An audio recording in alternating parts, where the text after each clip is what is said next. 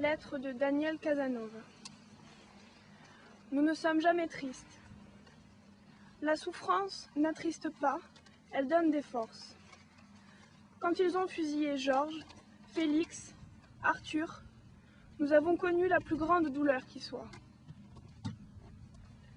Si le ventre est creux, toujours bon pied bon œil.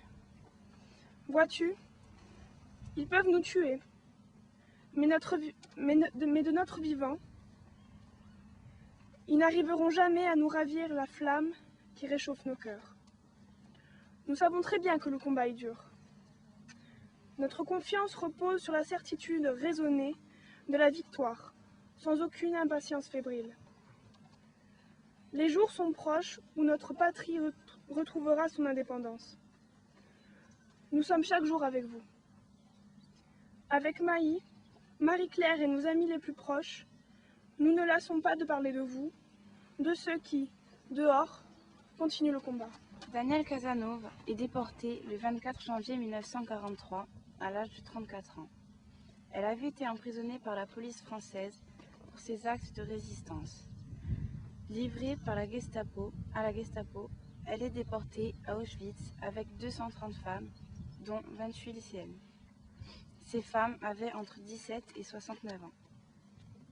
Leur voyage dura 3 jours, entassées à 70 dans des wagons à bestiaux, sans nourriture et sans eau. Elles ont souffert du manque d'air, de l'obscurité et du froid glacial de cet hiver maudit. Au petit matin, elles ne savaient plus où elles étaient. Elles étaient ici, à Auschwitz. Daniel Casanova devient le numéro 31 655 et survit grâce à sa profession de dentiste. Cela lui permet d'aider ses camarades, notamment celle du bloc 26. Elle console les mourantes, soigne des malades, donne des nouvelles et encourage tout le monde. Toutes les rescapées, dont Geneviève Antonios de Gaulle et Charlotte Delvaux, témoignent de son total dévouement qui lui coûta la vie. Le 1er mai 1943, Danielle est prise d'une fièvre violente. C'est le typhus. Elle n'en réchappera pas et meurt le 9 mai 1943.